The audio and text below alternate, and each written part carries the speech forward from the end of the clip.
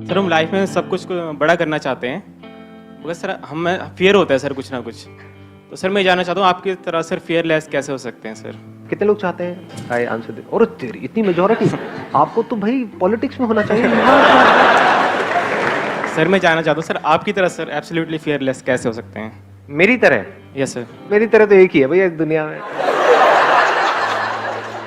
पहले ध्यान से समझना है डर किस चीज का होता है। जैसे आप क्या करना चाहते हैं, थोड़ा शेयर करेंगे if you are okay with it, जो करने के नाम से आपको डर लग रहा है। सर एक तो सर जैसे स्टेज पर बोलने में बहुत डर लगता है। वो तो डर अभी मैं निकाल दूंगा, 2 मिनट में यहाँ पे आ जाओ, अभी निकल जाएगा डर। आओ आओ ना भाई।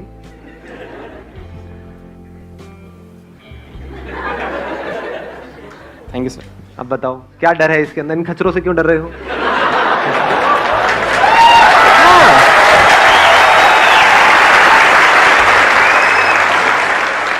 आपने मेरे सेशंस देखे हैं? यस सर, सारे देखे सर, मैं सारे देखे हैं। तो उन सबको, जो भी आपने इतने सारे सेशंस देखे हैं, उसको शॉर्ट में एक्सप्लेन करना हो 2 मिनट के अंदर अंदर, तो आप करो। आपको सबसे अच्छी चीज क्या लगी मेरे सेशन में? मुझे सबसे अच्छी बात आपकी ये लगी सर, आपने एक बार बोला था कि जो भी काम करो एटीट्यूड के साथ करो। आपने बोला था कि मेरा ये है, आप तुझे चाहिए तो ले, नहीं तो आगे जा, मुझे कोई फर्क नहीं पड़ता। हाँ सर ये चीज मुझे बहुत अच्छी लगी। इन सबको बोलो कि देखो मैं तुमको ये बात बता रहा हूँ, चाहिए तो लो, नहीं तो तेल लेने जाओ। इसकी डेप्थ को समझो। ये जो मैं वर्ड यूज करता हूँ ना, साथ वाले गए तेल लेने, इसको समझने की कोशिश करो। मतलब किस वे में बोल रहा हूँ कि इसका मतलब वो कुछ भी बोल रहे हैं, कुछ भी सोच रहे हैं, उससे हमें फर्क नहीं पड़ना चाहिए। हमें जो करना है वो हमें करना है। यानी हमने किसको छोड़ा? काम को नहीं छोड़ा, बोलने को नहीं छोड़ा, रिजल्ट को छोड़ दिया, कॉन्सिक्वेंसेस को छोड़ दिया। जो कॉन्सिक्वेंसेस की परवाह नहीं करता है उसके अंदर डर नहीं होता है। अब यहां पे थोड़ा सा समझदारी से आगे बढ़ना होता है। You're okay? कुछ और बोलना है? नहीं सर। कोई डांस वांस? नहीं सर। गाना वाना? नहीं सर। तो बंगड़ा शंगड़ा? नहीं सर। हो गया? चलो okay, please have a seat.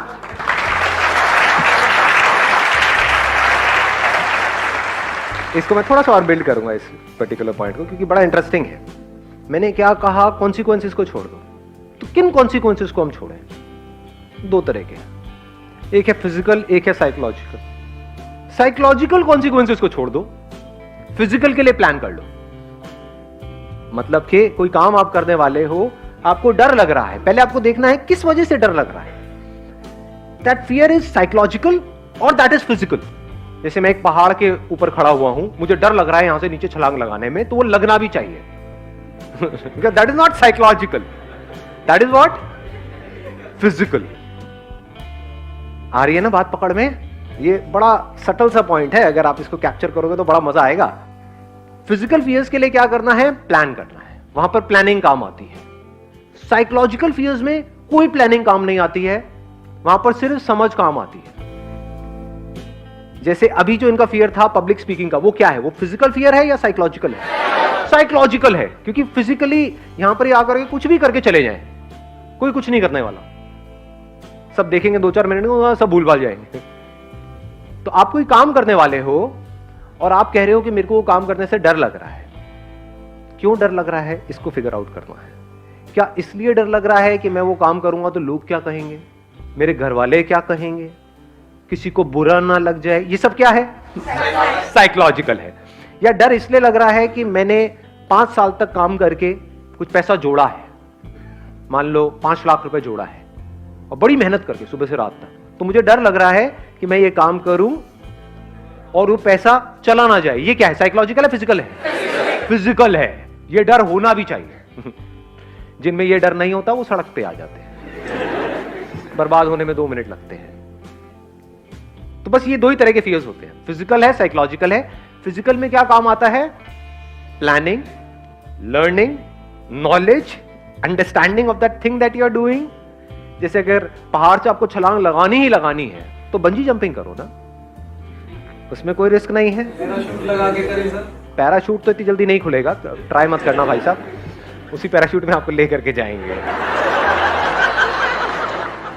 तो ये बात पकड़ में आई कि फिजिकल के लिए we need to do a lot of things.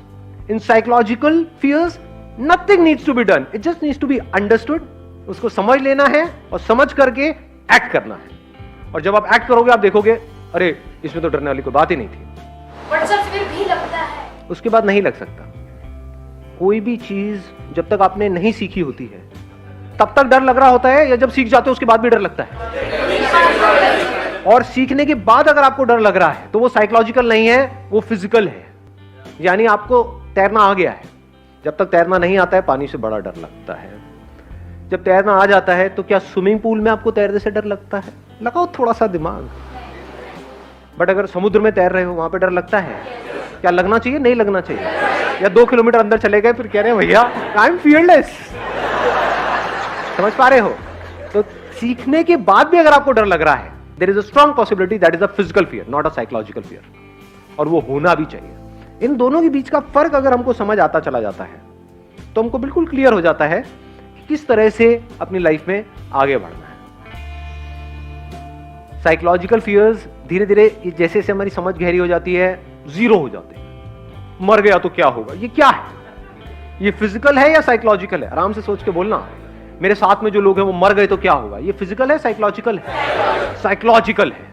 लेकिन अगर आप अंधेरी रात में दिया तेरे हाथ में और आप चले जा रहे हो किसी सुनसान सड़क पर और आपके सामने से कोई 2 बंदे आ रहे हैं गन लेकर के या नाइफ लेकर के, अब आपको डर लग रहा है, ये क्या है? फिजिकल है। ये होना भी चाहिए, ठीक है? बॉन्ड नहीं बनना है बेकार में जी, समझदारी से आगे बढ़ना है लाइफ में। अगर इस तरह से आप अलग अलग करके देखोगे तो ऐसा कोई डर नहीं है इस दुनिया में जिसको कॉन्कर ना किया जा सके। आपकी किस्मत सिर्फ और सिर्फ आपके अपने हाथ में है, पूरी तरह से आपके अपने हाथ में है और किसी के हाथ में नहीं है। कितने लोग मानते हैं ये बात सच है? सब मानते हैं, सब झूठे, सब झूठ बोल रहे हैं। कहां मानते हैं? हम बातें तो कुछ और करते हैं। उसकी किस्मत अच्छी है, मेरी किस्मत बुरी है, अरे मेरे साथ ये क्यों हो गया, मेरे साथ में वो क्यों हो गया, ऐसा क्यों हो रहा है, वैसा क्यों हो रहा है, ये चीज बदल क्यों नहीं रही है। होता है। मैं आपको एक सिंपल सा एग्जांपल देता हूं। 2 घर हैं आमने सामने। एक है छोटा सा flat 1 BHK, middle class family, और उसमें एक बच्चा रहता है। दूसरी तरफ उन्हीं फ्लैट्स के सामने एक बहुत बड़ा बंगला है, अ ह्यूज हाउस, बहुत बड़ा। वहां पर एक बिलियनियर का बच्चा रहता है, मतलब कि अरबपति खरबपति आदमी है, उसका बच्चा है। तो जब उस सड़क के बीच में खड़े होकर के हम इधर देखते हैं उस बच्चे को और फिर इधर देखते हैं, एक तरफ से एक बच्चा जा रहा है स्कूटर के ऊपर अपने पापा के साथ में बैठ करके, एक तरफ से वो बच्चा जा रहा है बड़ी सी मर्सिडीज में, वो भी S क्लास, ऐसी वैसी नहीं। सामने एक शॉफर है, पीछे वो मजे से बैठा हुआ है और स्कूल जा रहा है अपना स्टाइल में। तो सबके माइंड में क्या आएगा एकदम से देखते ही कि हाँ देखो इसकी किस्मत कितनी अच्छी है, इसकी किस्मत कितनी बुरी है। अब रियलिटी को देखते हैं, ये है हमारी इमेजिनेशन। अब रियलिटी क्या है उसको जरा पकड़ते हैं। ये जो बच्चा है बिलियनियर का, उसका जो घर है बड़ा सा, उसमें एक बहुत बड़ी बैल्कनी है। वहां पर आकर के खड़ा हो जाता है डेली शाम को 2-3 घंटे के लिए, और उस बैल्कनी में खड़े होकर के बाहर बच्चों को खेलते हुए देखता है। और वो जो दूसरा बच्चा है जिसको हम सोच रहे थे कि जिसकी किस्मत खराब है, वो क्या करता है, डेली शाम को 2 से 3 घंटे उसके जो अपार्टमेंट्स हैं उसके साथ में एक छोटी सी गली है जहां पर डेली शाम को 10-15 बच्चे इकट्ठे हो जाते हैं और कभी पकड़म पकड़ाई खेलते हैं, कभी पिट्ठू खेलते हैं, कभी क्रिकेट खेलते हैं, कभी फुटबॉल खेलते हैं, कुछ ना कुछ खेलते हैं। और ये जो बच्चा है जिसकी किस्मत अच्छी है, ऐसा दुनिया को लग रहा है, वो वहां पर अपनी बैल्कनी में खड़े होकर के उन बच्चों को देख रहा है। उसको वहां पर जाना अलाउड नहीं है बिकॉज ऑफ मल्टीपल रीजंस। 1-2 वजह नहीं है, बहुत सारी वजह है कि उनका जो स्टैंडर्ड है उसके हिसाब से उनको ये सूट नहीं करता कि वो बच्चा जा करके ऐसे बच्चों के साथ में खेले। नंबर 1। नंबर 2, सिक्योरिटी इश्यूज है। नंबर 3, उसको कहा गया है कि आपको घर में ही रहना है, बाहर जाना अलाउड नहीं है। इस तरह की बहुत सारी रेस्ट्रिक्शंस है उसके ऊपर, वो नहीं जा सकता। उसका मन बहुत है जाने का, बोलता है, लेकिन घर वाले मना कर देते हैं। तो वो क्या करता है, डेली शाम को वहां पर खड़े होकर के उन बच्चों को खेलते हुए देखता है और कोई नहीं देख पा रहा, लेकिन रोज उसकी आंखों के अंदर पानी होता है। बच्चे की नजर से एक दुनिया को देखने की कोशिश करो, अपनी नजर से नहीं। जब हम बड़े हो जाते हैं हमारे लिए पैसा ही सब कुछ होता है, पैसा आ जाए, पैसा आ जाए, पैसा आ जाए। एक बच्चे को पैसे से क्या लेना देना है? सोचो, बच्चे की जिंदगी में सबसे बड़ी चीज क्या है, पैसा या खेल? खेल। और वही उससे छीन लिया गया। उसके पापा के पास उसके लिए टाइम नहीं है, मम्मी अपना किटी पार्टीज में बिजी है। फैक्ट है, इसमें कोई डाउट वाली बात ही नहीं है। जैसे जैसे पैसा आता है लाइफस्टाइल अपने आप ही चेंज होता चला जाता है। शॉपिंग है, ये है, वो है, सोसाइटी है, पेज 3 पार्टीज है, पता नहीं क्या क्या है। टाइम कहाँ है भाई बच्चों के लिए? तो उस बच्चे के पास ऑप्शन क्या बचा कि अपने से 50-50 साल बड़े आदमियों के साथ में जाकर के वो खेलता रहे घर के अंदर ही। चाहे घर जितना मर्जी बड़ा हो, क्या उसको मजा आएगा? खुशी छिन गई, हंसी छिन गई, और वहां पर खड़ा होकर के उन बच्चों को देखे जा रहा है और रोए जा रहा है, आंसू टपक रहे हैं रोज, उसके अंदर से तड़प रहा है कि मुझे खेलना है उनके साथ में, मुझे बाहर जाना है, मुझे किस पिंजरे में कैद कर दिया। सोने का पिंजरा है लेकिन पिंजरा तो है ना, कैद कर दिया है मेरे को यहां पर ला करके, बाहर नहीं निकलने दे रहे, मुझे खेलने नहीं दे रहे। ये हालत हुई पड़ी है उस बच्चे की। और वो जो दूसरा बच्चा है वो मजे से अपनी जिंदगी को जी रहा है, मजे से। अब बताओ किसकी किस्मत अच्छी है, किसकी बुरी है? जो बिलियनियर का बच्चा है उसकी किस्मत खराब है। उसके पास खेल नहीं है, उसके पास में माँ बाप नहीं है, उसके पास खिलौने बहुत हैं। उसके घर में एक कमरा है जो पूरा का पूरा खिलौनों से भरा हुआ है, हजारों खिलौने हैं।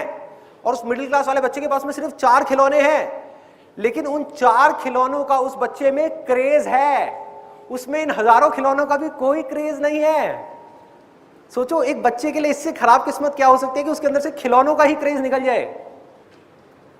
तो ये है अभी तक का सिनेरियो। अब इसको एक इस कहानी में हल्का सा ट्विस्ट लेकर के आते हैं, हल्का सा मोड़ देते हैं इस कहानी। वो जो बच्चा है मिडिल क्लास बैकग्राउंड का, वो भी बीच बीच में, पूरे टाइम नहीं, जैसे खेल रहा है, खेलते खेलते 2-3 घंटे के लिए खेला, खेलते खेलते थक गया, जा करके बैठा हुआ है, या क्रिकेट खेल रहे हैं, अभी उसकी बैटिंग आने वाली है, बैठा हुआ है, तो बैठे बैठे वो उस बड़े घर की तरफ देखता है और उस बच्चे को वहां पर खड़ा हुआ देखता है और मन ही मन सोचता है कि उसकी किस्मत कितनी अच्छी है, कितने बड़े घर में रह रहा है,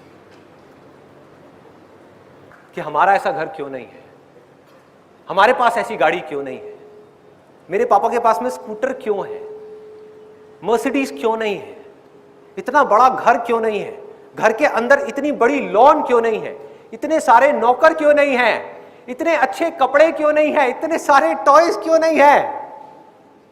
अब किसकी किस्मत अच्छी है, किसकी बुरी है? पकड़ो इस चीज को जहां मैं जा रहा हूं, ध्यान से देखो, ध्यान से देखो। दोनों की अच्छी है और दोनों की बुरी है। जिस वक्त हम उन चीजों की तरफ देखते हैं जो हमारे पास में नहीं है और हम चाहते हैं, तो हमारी किस्मत बुरी होती है, और जब हम उन चीजों की तरफ देखते हैं जो हमारे पास में है, उस मोमेंट में हमारी किस्मत अच्छी होती है।